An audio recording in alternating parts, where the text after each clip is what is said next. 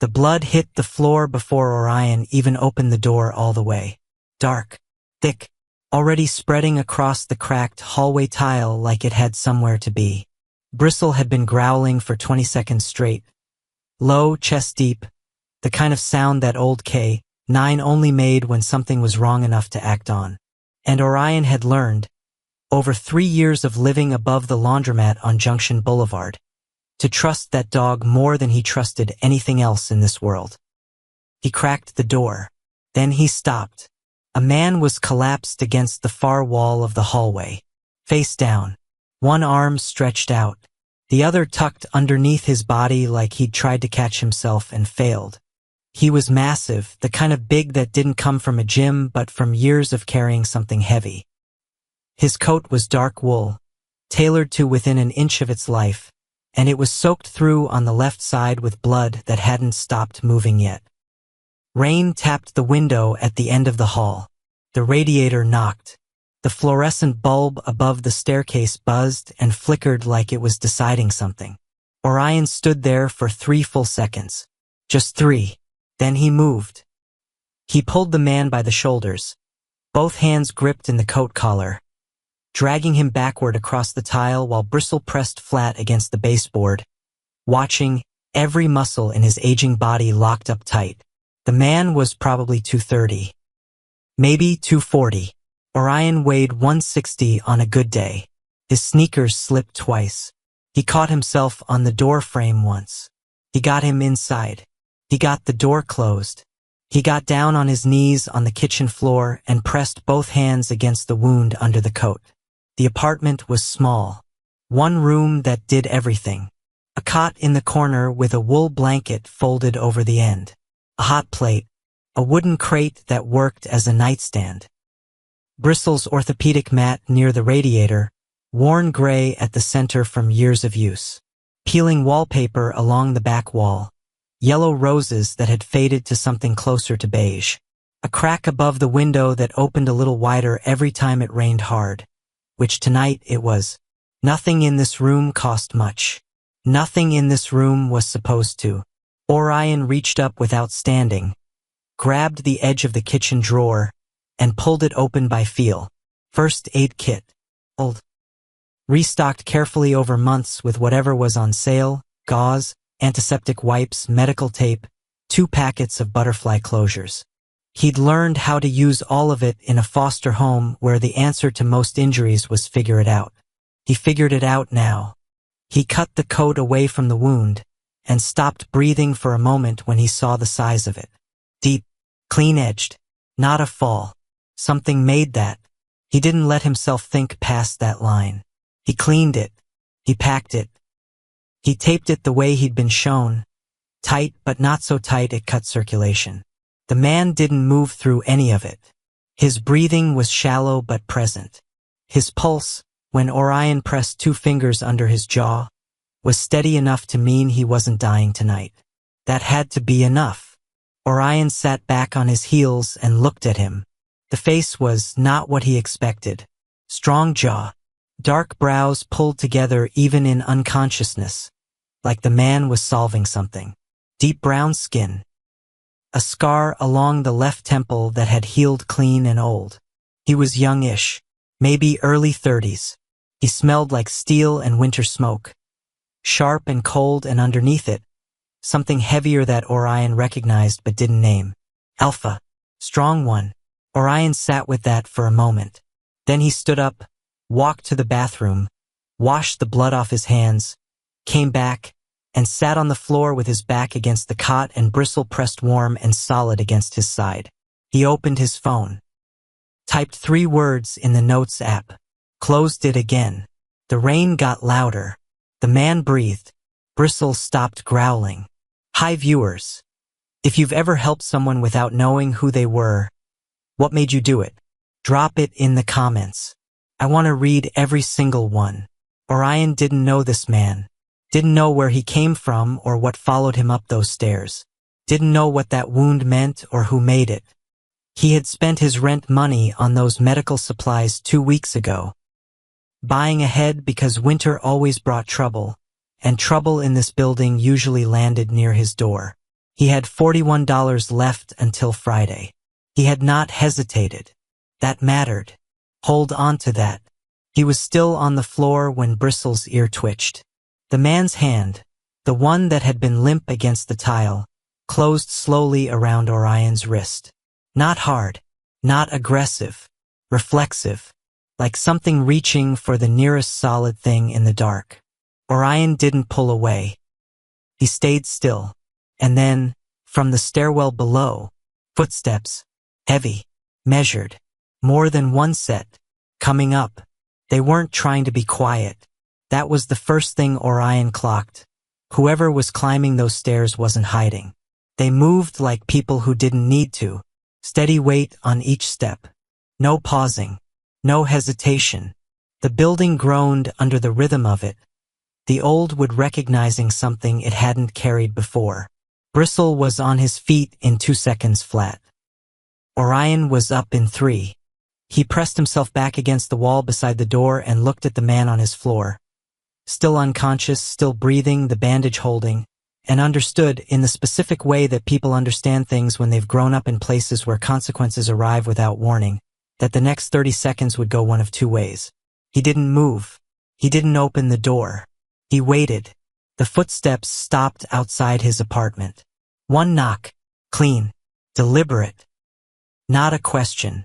Orion's hand found Bristle's collar. Held it. The dog leaned into his leg but stayed low, watching the door with those pale gray eyes that had once tracked suspects through 300 yards of dark. Another knock. Same rhythm. Then a voice, low, even no performance in it at all. Open the door. 2 words. Not please. Not police. Not we know you're in there. Just open the door. Orion opened it. The hallway was full. For men in dark suits arranged like they'd been placed there. 2 flanking the door, 2 further back near the staircase. Not moving. Not speaking.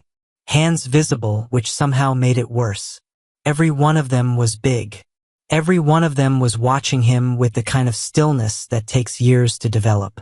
And then the one at the back moved. He didn't push through. He didn't gesture. He simply walked forward and the other 4 shifted to give him the center of the hall the way water gives way to something moving through it. He was tall, over 6 feet. Dark suit, no tie, collar button undone. His face was composed. That was the only word for it. Like everything that could move in it had already decided not to. Dark skin, sharp cheekbones, eyes that swept the apartment in one clean pass. The cracked walls, the dog bowls near the radiator, the cheap antiseptic on the counter, the man on the floor, and landed on Orion. He didn't speak yet. He looked at the room. He looked at the bandage. He crossed the threshold without being invited, crouched down on one knee on the dirty kitchen tile, and pressed 2 fingers to the man's throat. Counted. Lifted the edge of the bandage with 2 careful fingers. Replaced it. Stood back up. The whole thing took maybe 12 seconds. He looked at Orion again. You did this. Not a question. Orion nodded once. Something moved through the man's expression. Not gratitude. Not surprise. Something quieter than both.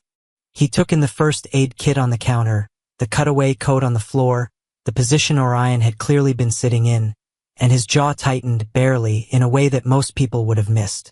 He didn't miss things. That was already clear. He's my enforcer, the man said. His name is Darius Cole. Orion looked at Darius Cole on his floor. You dragged him inside. Orion nodded. Alone. Another nod. The man was quiet for a moment. Then he reached into his jacket, smooth, no telegraphing, and produced a slim card. Black. No logo. 1 phone number embossed in silver. I'm Cashin March. He set the card on the counter without looking at it. This is the number that reaches me. Personally. He turned toward the door. Stopped. Didn't look back when he said it. You could have left him. Orion said nothing. Couldn't. But he also didn't look away. Cashin walked out. The 4 men followed. The hallway went empty. Bristle exhaled slow and long through his nose, the dog equivalent of well, that happened, and padded back to his mat. Orion stood at the door for a moment, card on the counter, rain against the window, Darius Cole breathing steady on the floor. He picked up his phone, opened the Notes app, typed, "He's going to live," closed it again.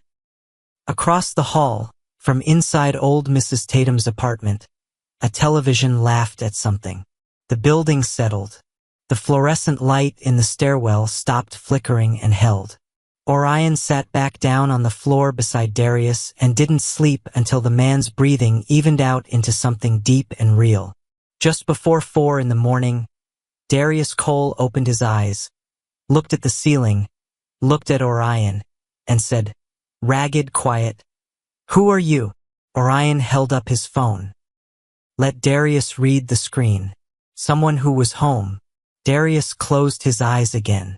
And somewhere in the city, in a tower with glass walls and a view that swallowed the whole borough, a black SUV was already parked on Junction Boulevard, watching the building, not moving. Cashin March had not knelt on a dirty floor since he was 9 years old. He told himself that, riding back uptown in the rear of the car, the city moving past the window in sheets of light and rain. He'd been 9. Different floor, different circumstance. The kind of floor that teaches a person things they spend the rest of their life outrunning. He hadn't said a word in the 40 minutes since leaving Junction Boulevard. Maddox, seated across from him, had learned over 6 years of service exactly what that silence meant. He kept his eyes on his phone. Didn't offer anything. The car stopped. They went up. Cashin moved through the penthouse the way he always moved, like the room owed him something and was slow to pay, and stood at the window with a glass of water he wasn't drinking. He was thinking about the apartment. Specifically, he was thinking about the bandage. Medical tape wrapped in clean overlapping lines. Wound packed correctly, not just covered. Butterfly closures placed at precise intervals to hold the edges without restricting. Whoever had done it had either been trained or had learned from necessity, and the condition of that apartment made the answer obvious. Necessity. That apartment had nothing in it. Not in the way people dramatize poverty, no romance in it, no careful squalor. Just a space where someone had made choices. Every item placed because it served a purpose. The dog mat near the warmth. The drawer within reach of the floor. The first aid kit within reach of the drawer. It was the apartment of someone who had spent a long time thinking about what to do when things went wrong alone. The mute part Cashin had noticed immediately. The way the Omega hadn't tried to speak. No apology for it. No performance of limitation. He'd communicated in direct, quiet ways. Nods, position, the phone held up at the right moment. Someone who was home. Cashin had read that 3 times before he turned and left. He set the water glass down. Find out who he is, he said. Full background. And don't wake anyone up doing it. Maddox typed something. Already running. And the building. A pause. The whole building? Lease agreements. Complaints. Code violations. Whatever's been filed and whatever hasn't. Maddox nodded. Typed again. Cashin looked out at the city. Darius was recovering at the East Side Medical House. 3 of Cashin's own physicians, private facility, no record. He'd been briefed on the way there. The wound was serious but survivable. The bandaging had slowed blood loss significantly. The physician's exact words had been, "Whoever stopped that bleeding bought him at least 2 additional hours." 2 hours. Cashin pressed one hand flat against the cold glass. In his world, 2 hours was everything. In his world, people died for less than what Darius had on him that night. And a mute Omega in a $40 a week apartment in Queens had dragged a 240-pound man off a hallway floor, spent money he clearly didn't have on supplies, and done the work, correctly, carefully, alone, and hadn't asked for a single thing. That was the part Cashin kept returning to. He'd walked into a room full of people every day for 15 years who wanted something from him. recognition, protection, access, fear. Even affection, in the transactional way affection worked in his circles. He could read want on a person's face the way other people read weather, before they opened their mouths, before they even moved. That Omega's face had been clean, no want in it, no calculation, no performance of virtue to earn a reward. Just a person who had done a hard thing and was sitting with the weight of it, and didn't particularly need Cashin March to witness that. The city below moved slow and wet in the rain. Name? Cashin asked. Maddox looked up from the screen. Orion Cade, 26. Mute from birth, partial vocal cord absence. No criminal record. Former foster system, aged out at 18. Current employment, delivery route, for days a week. That apartment has been his for 3 years. Cashin said nothing. The dog's name is Bristle. Retired NYPD K9. Orion adopted him when the department retired him 2 years ago. Apparently nobody else wanted him. The dog was too old for rehoming. A long silence. He adopted a dog nobody wanted. Yes. Cashin turned from the window, walked to his desk, sat down, opened the folder Maddox had set there 20 minutes ago. He read for a long time. He closed the folder. The landlord on that building, he said. What does his lease look like? Month to month. Predatory terms. 3 illegal clauses. Rent hike pending. Notice already drafted. Cashin looked at the ceiling. Handle it, he said. Maddox didn't ask how. And downstairs, in a car parked on Junction Boulevard that hadn't moved in 4 hours, a man in a dark suit watched the 3rd-floor window, where a light stayed on until almost morning. The card was still on the counter 3 days later. Orion hadn't touched it, hadn't moved it. He'd looked at it every morning the way you look at something you're not sure what to do with, not afraid of it exactly, just aware of it. The way a splinter feels before it becomes a problem. Darius Cole had left on the 2nd day. He'd woken up on the 1st day coherent enough to eat. Orion had made rice and canned broth, the only 2 things in the cabinet in sufficient quantities, and had spent most of it quiet, watching Orion move through the small space the way men who've survived long enough learn to watch things. Measuring, not threatening, just noting. On the 2nd morning he'd said, "You're not going to ask me anything." Orion had shrugged. Most people would have questions. Orion had looked at him, held up his phone, typed, "I have questions. I just don't think the answers would make my life easier." Darius had laughed. Short, real, surprised out of him. Then he'd looked at the phone for a moment and said, quietly, "Smart." 2 men had come for him at noon. Clean exit. They'd left an envelope on the counter beside the black card. Orion had opened it, put it back, didn't touch the money inside. He was at the hot plate making coffee on the 3rd morning, the good kind, the only indulgence he kept, when someone knocked. Different knock than before. Single. Not announcing. Just present. He opened the door. Cashin March was alone. No suits behind him. No car visible from the stairwell window. Just him, in a coat slightly less formal than the first one, standing in the doorway of the apartment the way someone stands when they've decided something and come to say it. Orion stepped back. Let him in. Cashin entered. Looked around once, the same clean sweep as before, but this time it landed differently. Slower. He noticed the envelope on the counter. Noticed it hadn't been opened all the way.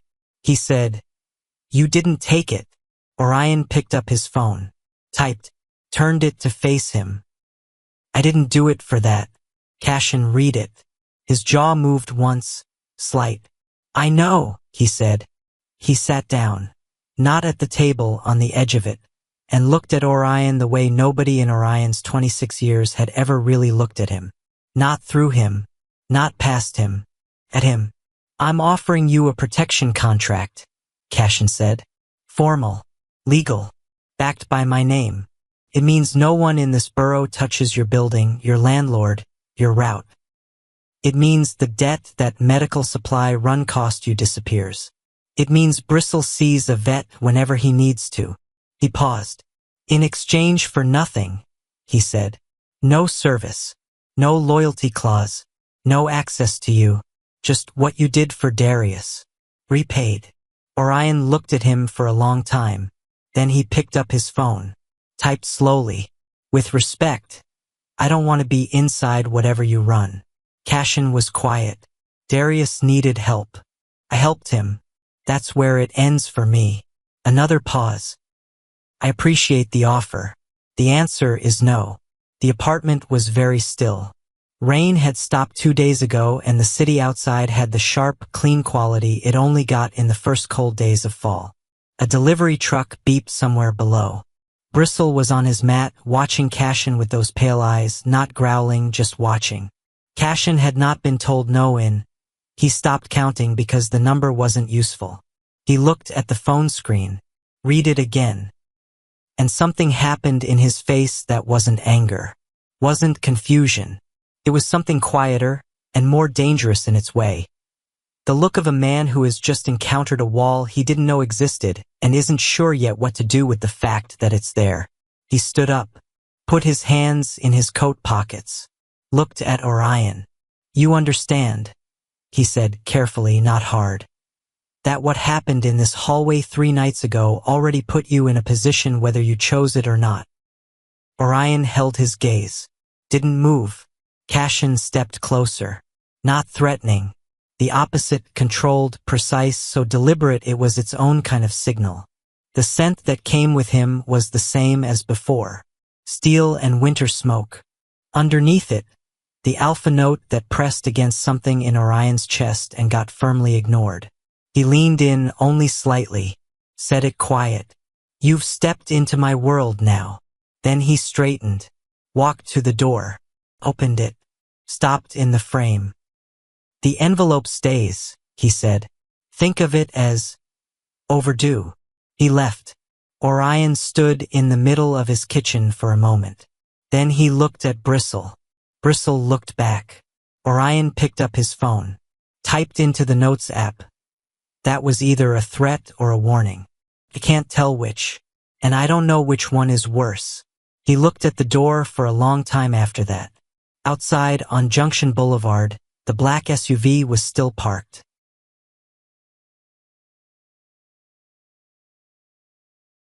It had been there every night since. Nothing dramatic happened. That was the thing about it.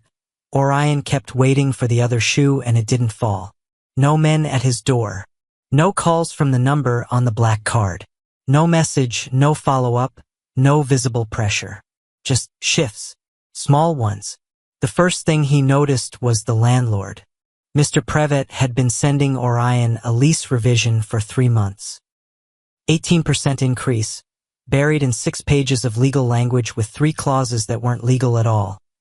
Orion had looked them up, sitting on the floor with his phone and 2 hours of patience, and had found the violations but hadn't had the money or the connections to do anything about them.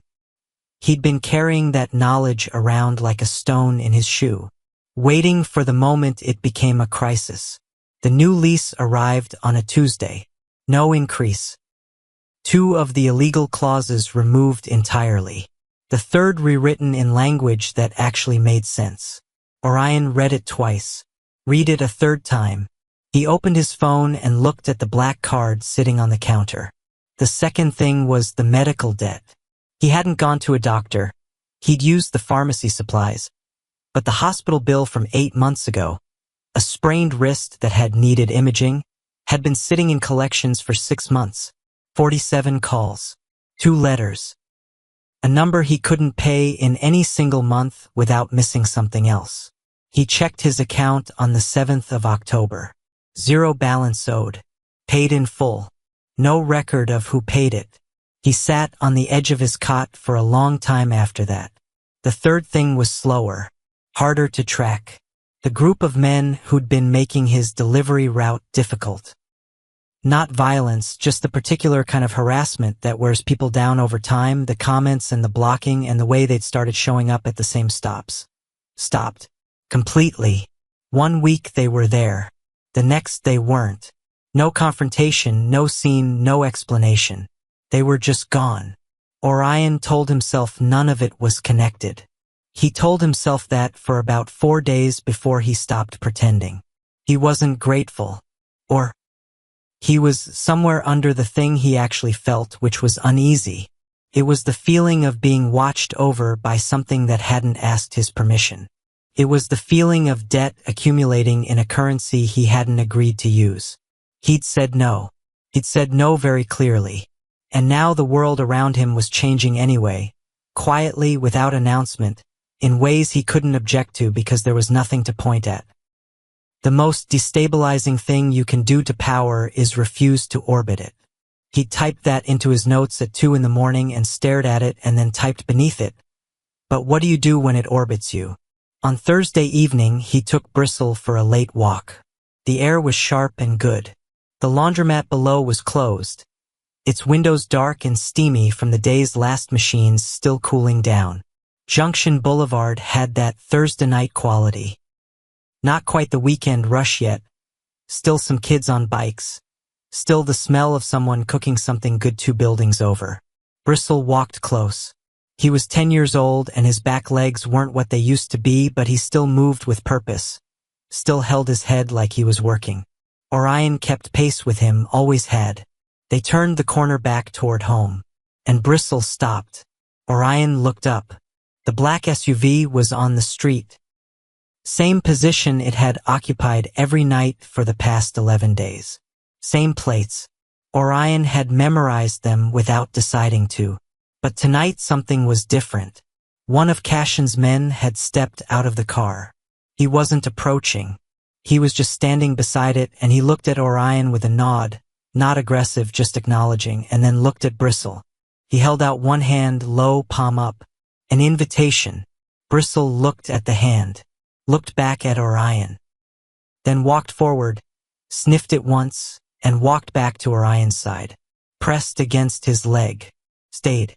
The man looked at the dog for a moment, then at Orion, and something in his expression shifted. Respect, maybe, or something older than that. He got back in the car. Orion stood on the sidewalk in the October air and understood that he had just watched something happen that he didn't have words for yet. Bristle had chosen. And somewhere, in a city that moved loud and fast and didn't notice the quiet things, a man in a glass tower would hear about it before morning. What that man would do with that information was something Orion hadn't figured out yet. He needed to figure it out soon. If Orion had just taken the money and walked away, would you have respected him less? Tell me in the comments, because the answer might surprise you. Cashin March showed up on a Wednesday with no warning and no men. Just him. He knocked the same way he always did. Once, deliberate. And when Orion opened the door, Cashin held up a paper bag from the diner 3 blocks over and said, "I didn't eat. You probably didn't either." Orion looked at him, looked at the bag, stepped aside. That was the first Wednesday. He came back the following Wednesday, and the one after that. No announcement, no agenda that he ever named out loud. He would sit, not at the table, always somewhere lower, the edge of the counter or the floor, and eat whatever he'd brought, and the apartment would hold a silence between them that was, somehow, not uncomfortable. Bristle was the tell. Dogs don't negotiate. They don't perform.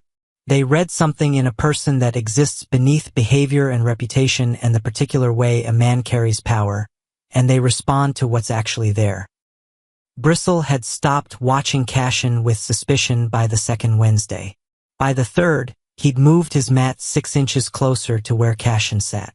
By the fourth, on a night when the radiator finally gave up and the apartment went cold fast, Bristle walked past his own mat and lay down directly against Cashin's leg. Cashin looked at the dog. He said nothing. He removed his right glove, slow, no hurry, and placed his hand on Bristle's back. Not a pat, just a rest. Like he was checking that the dog was real. Orion watched that from across the room. He watched Cashin's face do something it hadn't done in any of their prior interactions.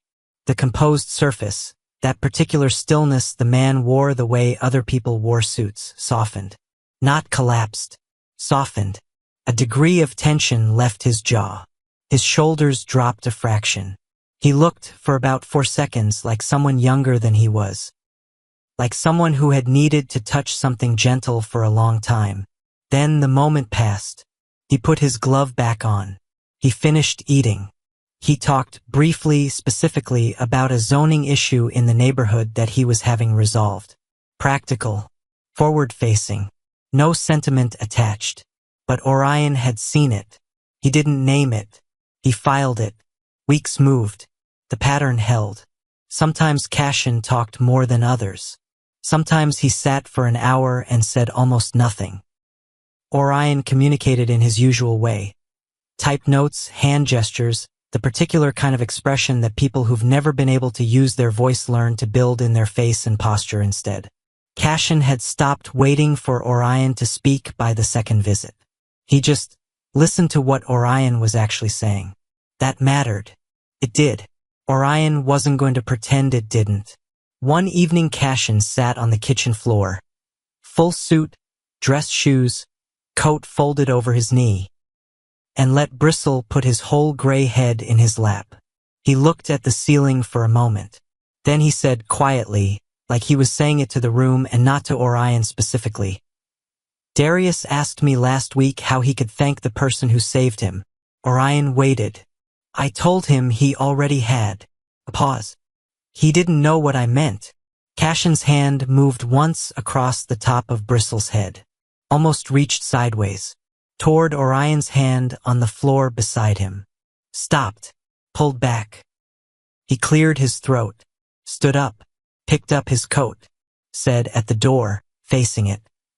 He wouldn't have survived without you. 5 words. Flat delivery. And somehow the heaviest thing he'd said in all those Wednesdays combined. The door closed. Orion sat on the kitchen floor for a long time after that. Bristle climbed back onto his mat, circled twice, and lay down. And somewhere between the dog's exhale and the distant sound of the city, something in Orion's chest shifted. Quietly. Almost without permission. He picked up his phone. Opened the Notes app. Sat there. Didn't type anything. If you've ever watched someone try to be soft and fail, and try again anyway, you know exactly what this moment felt like. Drop a comment. Tell me. The notification came at 6:14 in the morning. Not from Cashin. From a news alert, one of the local crime blogs that covered the borough in real time, the kind that posted first and verified later. Orion read the headline twice. Then he sat up in his cot and read the full post. A rival syndicate, the Aldrin Network, east of the bridge, had leaked the identities of 6 people connected to Cashin Dmarches operations. 6 names. Orion's was the 4th. Described as unknown associate, Queens. His address. In print. He sat very still for a moment. Then he looked at Bristle, who was already awake, already watching him with those gray eyes that missed nothing. Orion typed fast into the Notes app. How does a person who has never been part of anything become a target? He knew the answer. He just didn't want it yet. His phone rang. Unknown number, but he'd memorized the last 4 digits from the black card 2 months ago. He answered it. Cashin's voice. No preamble. You've seen it. Orion knocked twice on the wall beside the cot. The signal they'd worked out without discussing it. 2 knocks meant yes. I need you to listen to me. Cashin's voice was controlled. Not calm. There's a difference. Controlled means the heat is there but he's managing it. This is a pressure move. They don't have a real interest in you. They're using your name to make noise around mine. But that doesn't mean... A pause. It doesn't mean you're safe where you are right now. Orion typed, held the phone up. What do you mean, right now? Your address is live on 3 platforms as of 20 minutes ago. I'm having it pulled. It'll take 4 to 6 hours. In that window, another pause. Shorter, like he was measuring what to say. I want you to come to the estate. Orion sat with that. Just you. The reply came faster than he expected. Yes. And bristle. Not a question. Obviously. Said like it had never been a variable. Orion looked at the door. Looked at the window. The street below was ordinary. Tuesday morning early. A woman walking a stroller. A delivery truck double parked. Someone's music from 3 floors up. Low and tinny through the floor. Ordinary. For now. He typed. No. The line went quiet. I appreciate the warning. I'll manage the window. Orion. Cashin said his name the way someone says a word they've been careful with, deliberate, like he'd decided in advance how much weight to put on it. This is not a situation where managing the window is an option I'm comfortable with. I understand that. It's not your choice. Longer silence this time. Cashin's voice when it came back was different. Lower. Stripped of the control layer. Why? He said. Not a demand. Almost a real question. The kind a person asks when they actually don't understand. Orion thought about it. Typed. Because every time I let the world around me change without my agreement, I lose a piece of the only thing I've ever actually owned. He sent it. Waited. The line stayed open for a full minute. Then Cashin said very quietly, I'll have 2 men on the building. Visible. Not in the unit. Your call on everything else. Orion knocked twice. The call ended. He sat in the early morning light and watched the street and understood that he'd just done the thing people in his position weren't supposed to do. He'd told Cashin March the truth about something that mattered. And Cashin had listened. Both of those things were problems. By noon, Orion had made a decision. Not the one Cashin wanted. Not a full refusal either. Something else. He typed it out carefully, the way he typed everything that mattered. Slowly, reading each line back before adding the next. And when it was done, he read the whole thing twice and decided it said what he meant. He sent it to the number on the black card. The message read, I'm not moving into the estate. That's not changing. But I understand the current situation requires something more than a 2-man detail on the building. So here's what I'm willing to discuss. My building has 14 units. 9 of them occupied. 3 of those tenants have lived here longer than a decade. There's a woman on the 2nd floor named Miss Celestine who is 73 years old and has been here since before I was born. There's a family on the 4th, the Washingtons, with 2 kids who ride their bikes in the lot on weekends. If the address is live, they're collateral. Not targets, but collateral. That's unacceptable. If you want my cooperation on any level, the protection doesn't start and stop with me. Covers the building. All of it. Every unit. Or I figure out the window on my own. Cashin's reply came in 11 minutes. 3 words. Come talk. Tonight. Orion typed back. I'll come. Not to agree. To negotiate. That evening, a car arrived that wasn't the black SUV. A gray one. Understated. A driver who didn't speak beyond Mr. Cade. When he opened the door, Bristle rode in the back seat with his head against the window and fogged it up within the first block. They drove north. The building Cashin used for meetings was not the penthouse. It was a brownstone in a neighborhood that didn't announce itself. Clean. Quiet. The kind of block where nothing looked like money but everything was. Cashin was already at the table when Orion walked in. No entourage. 1 man near the door, Maddox, who Orion had seen before. That was it. Cashin watched Orion sit down. Watched him set his phone on the table. Watched him look around the room once and then settle. Then he said, The building. All 14 units. Orion nodded. The Washington family and Miss Celestine by name. I've already run the floor. Orion kept his expression even. You sent that message 2 hours ago. You think I waited? He hadn't. Of course he hadn't. Orion typed. Then we agree on the scope. We agree on the scope, Cashin confirmed. But there's a practical problem. Protecting a building with 9 occupied units, no formal security infrastructure, on a block with 4 ingress points. He stopped. It requires presence. Not just a car outside. Orion typed, define presence. Rotating personnel. Access to the ground floor entrance after 10 p.m. A direct line to me, not Maddox, not the car. Me. Pause. And what does that cost? Cashin looked at him. Nothing, he said. I told you. Nothing. Orion looked at the table for a moment. Then typed, people don't give nothing. I've been alive long enough to know that. Cashin was quiet for a long time. When he spoke, it was careful, measured, like he was handing something over that he'd been holding for a while. Then call it returning what you spent on Darius. In full. With interest. He met Orion's eyes. And I'm still running a deficit. Orion stared at him. Cashin leaned back in his chair. Said, there's one condition. Orion waited. You come to the estate. Once. Your choice when. Your terms for how long. A pause. I want to show you something. Not ownership. Invitation.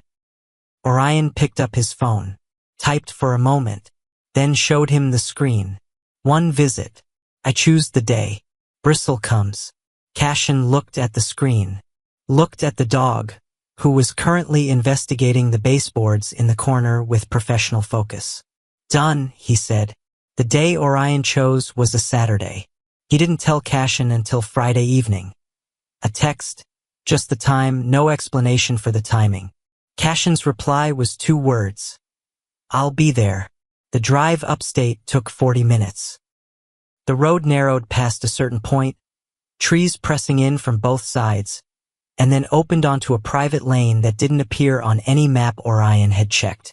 The gate at the end was iron, old, the kind that announces itself without trying. It opened before the car stopped. The estate was not what Orion had built in his head. He'd imagined excess, the performative kind, the kind that exists to remind everyone present of the distance between their life and the person who owns the room. This was different. It was large, undeniably structurally large, but the inside was clean in a way that had nothing to do with money. No clutter of possessions. No decorative display of wealth. Furniture that was good quality but used. Books on actual shelves in an actual reading state. Spines cracked, some stacked sideways because the shelf was full. A kitchen that smelled like someone cooked in it. Cashin was in the kitchen when they arrived.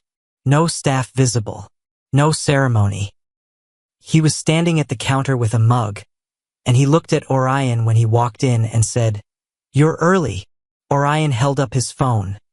"I wanted to see what you did when you weren't prepared." Cashin looked at the screen, then looked at Orion. "Drank coffee," he said. Apparently, Bristle had already left the room. They both heard it, the click of paws on the stone floor, moving fast, purposeful, in the direction of the east wing. Cashin said, without turning, "There's something he'll want to see." They followed the dog. The east wing had a room Orion hadn't expected. Large windows, warm light, an orthopedic dog bed, high-end, the kind built for large breeds with joint issues, positioned in the center of a patch of afternoon sun. Beside it, a ceramic water bowl engraved with one word, Bristle, and in the corner, a folded paper on a small table. A veterinary intake form, pre-filled, Orion's name on it. Bristle's age, breed, documented medical history, private vet, scheduled, for the following Tuesday. Orion stood in the doorway and looked at the room for a long time. He was aware that Cashin had not followed him inside. He was aware that the man was standing in the hall, watching him process this and not rushing it. Bristle circled the orthopedic bed twice, sniffed the bowl, then walked back past the bed, past the window, past the vet form, and sat down directly against Orion's left leg.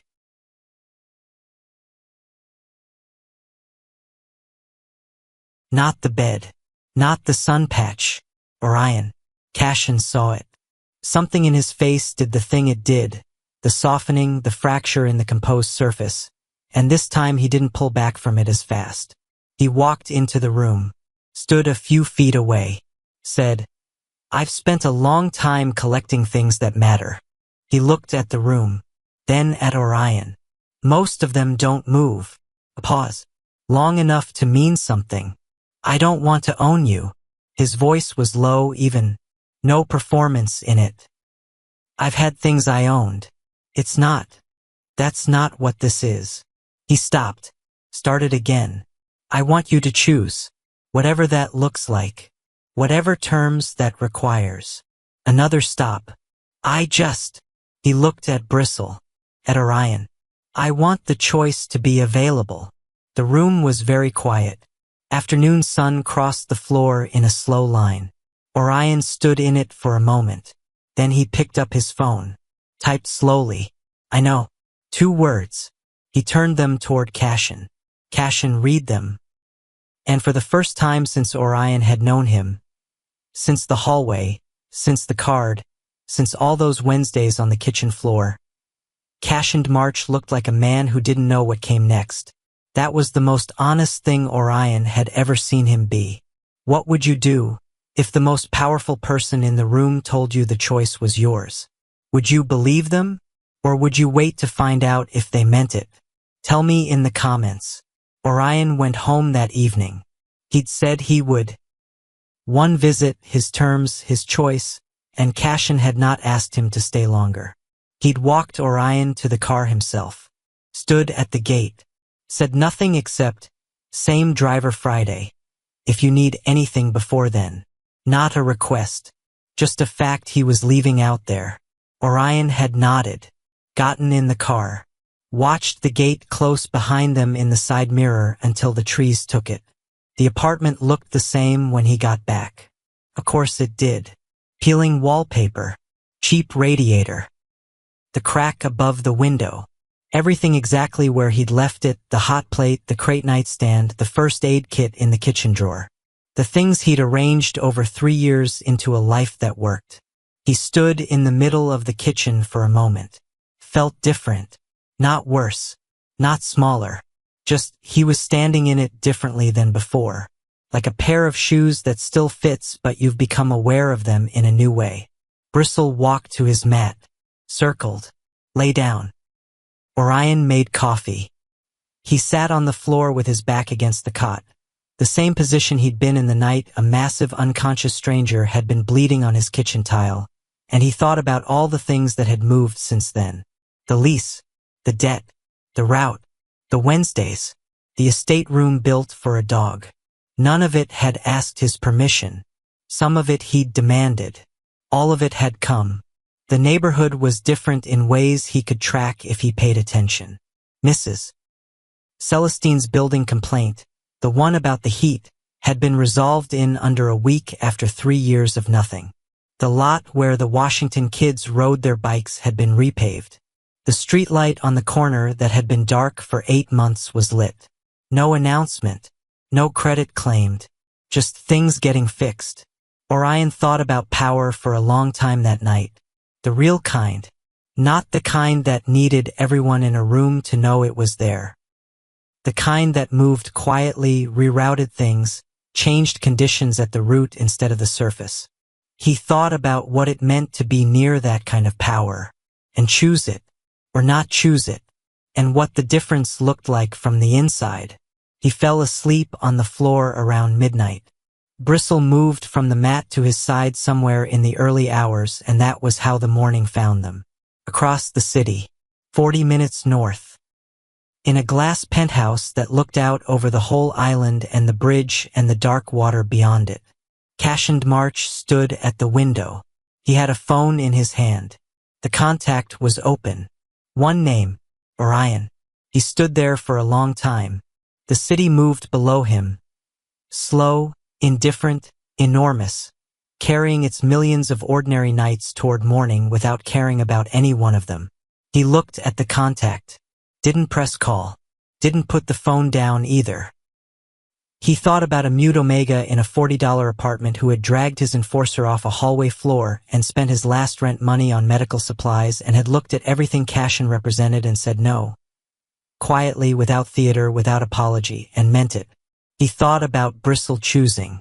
He thought about 2 words on a phone screen in a sunlit room. I know. The city hummed. He exhaled slow. Said it to the dark. Said it to the glass. You rejected a king. A long silence. And somehow, his thumb moved, almost touched the call button. Stopped. That makes you the only person I can't afford to lose. He stood there, not calling, just standing with the weight of it. The way a person stands when they've understood something they can't go back from. When the knowing has already settled in and taken up permanent space and the only question left is what they'll do about it. The city didn't answer. It never did. But the phone stayed on. And the contact stayed open. And across the borough, in an apartment above a laundromat on Junction Boulevard, a retired K-9 named Bristle shifted in his sleep, pressed closer, and the man beside him breathed steady and slow and didn't know yet how close the next chapter already was. This is what power choosing restraint looks like. Not a grand gesture, not a speech, just a man at a window, a name on a screen, and the hardest thing he'd ever chosen not to do. If this story moved something in you, if you've ever been the quiet person in the room who held the most power simply by refusing to fold, this channel is built for you. Subscribe and turn on notifications so you don't miss the next story. Every week, we bring you characters who don't beg for their place at the table. They build their own. Drop your thoughts in the comments. Your words inspire the next person scrolling through at 2 in the morning looking for a reason to hold on. Share this story. Someone needs it today.